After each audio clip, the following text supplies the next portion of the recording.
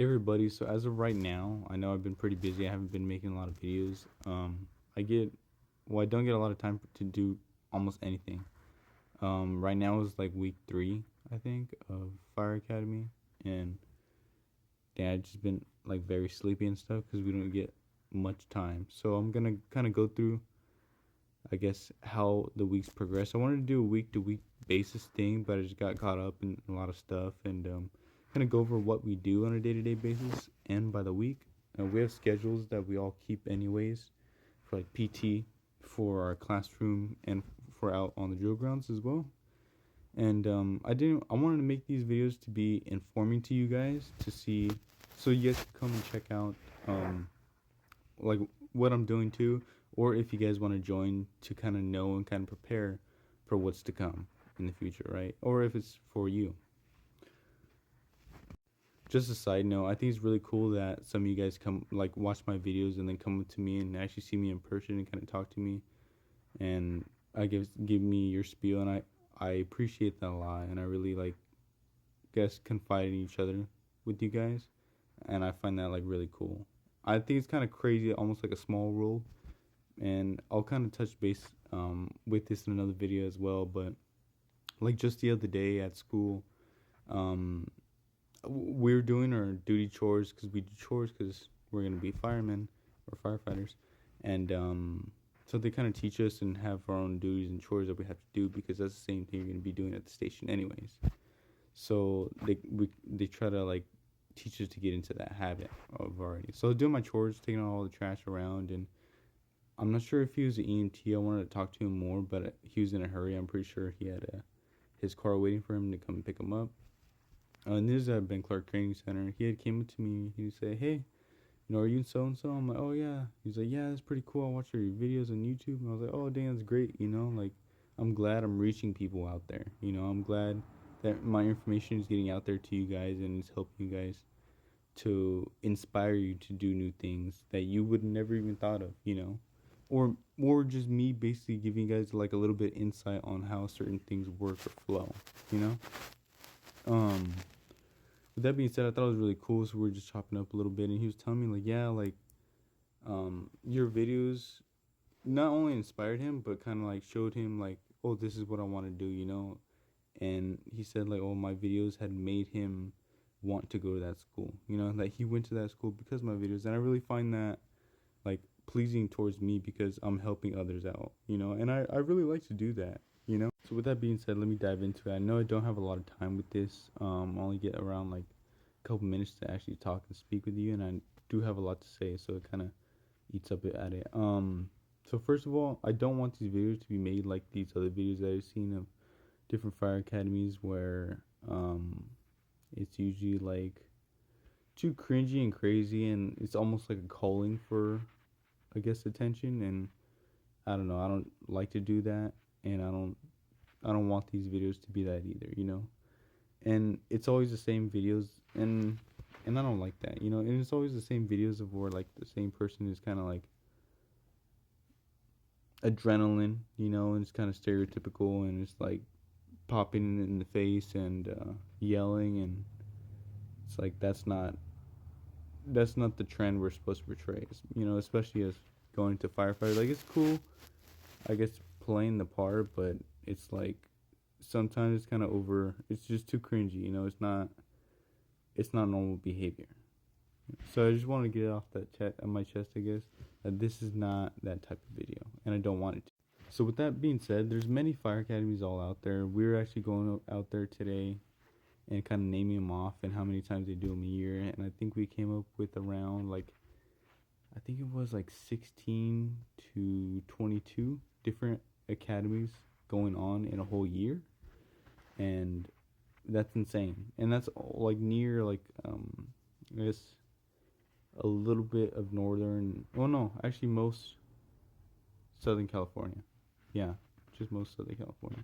Not too northern. We didn't go past even LA County. So, we did include Victorville though, Victor Valley College, which is still fine because they actually come down here too. I know a couple people in Fire Academy that came from Victor Valley College, so I think it's pretty cool. Um, and there's people from all over. Like we have another guy from Lake Forest, but overall the people are really cool. You know, like coming into this academy, like I didn't know how it was gonna be. You know, and usually most academies, whether it's police, fire, or anything, they usually have a pre-academy. EMT doesn't, just because it's a little bit shorter and kind of like an entry level or stepping stone. Um, but I did bank clerk EMT. I'm doing bank clerk as fire as well, and then I'm thinking about either joining the either doing the paramedic program after, which is a long time. I think it's like a year and a half, I think.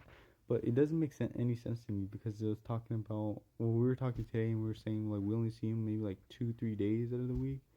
But I don't understand why they would be 2-3 days of the week, but be a year and a half. It just doesn't click in my head because we're 4 months for our full home fire academy, and we're like 5 days on, you know, and we do 12 hours every day. So it's not like it's a lot of time, you know, especially time away from home. So coming into it, like this was the first year where they stopped funding. This is Riverside County Workforce, where they stopped funding most of the programs. So they stopped funding EMT. They had cut all fire out as well, and then the paramedic program, I think they did half funding or maybe full funding. I'm not too sure about that, or maybe they just cut it to certain limits or certain people. I'm not 100% sure on that. I've asked a couple people because I have a couple buddies that are in that paramedic program right now, and a couple coworkers. And I think it's pretty cool. So I had to ask them when I see them again. But starting off in that pre-academy, you kind of learn about nutrition, right?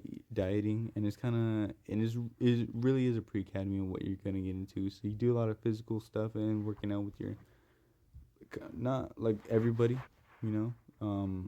And after that, you once you get in the full academy, and mine's different. Like I said, a lot of academies are different. Usually Ben Clark has like higher standards than most, especially on the physical aspect. And more presentable as well. I know most academies, or they should do it because it is in the curriculum, flags and uniforms. But you could see down the line, or how from me talking to other people about different EMT classes they have went to at different colleges, that some people just don't, not some people, but some programs just don't even care. And there's certain programs out there that don't, but I don't think that's totally beneficial for you in the long run, because you're going to learn it at some point. You know, whether you get hired at a department, they're going to want you in uniform, you know, spotless. You know, they don't want you to be like, this gets thrown around all the time, but in flip-flops and a t-shirt, you know, because I see some people don't care and have that, I guess, not as a uniform, but they let that, I guess, slide. And some things are okay to let slide, but that's just a little bit different. I think that is part of the curriculum, and it should be part of it anyways. I'm pretty sure it is. But with the standards thing, so we have I wish I had my software program up and running so I could actually edit this video and just kind of show you and do the B-roll and throw it in with the spreadsheet and stuff. So it's a point-based system first, and you take three tests: one in the pre-academy, one in the first day of academy, and then one in the oh no, sorry, it's one in the pre-academy first day, and then one in the end of the pre-academy last day, and then one the last day of academy officially. So then you have to score 70 on the first one to stay in. That's first day of pre-academy, and then a 75 on the and this is all of 100 of, and it's all physical. There's 75 on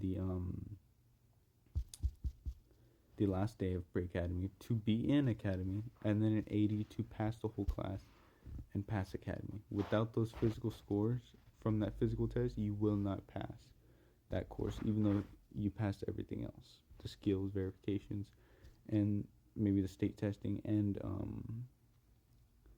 like your quizzes and stuff, the online class. So like I said, right now I'm gonna cut it short. I'm gonna do another part 2 to kind of go over the day-to-day and week-to-week. I only have a little bit of time, and I do have a lot more stuff to go over.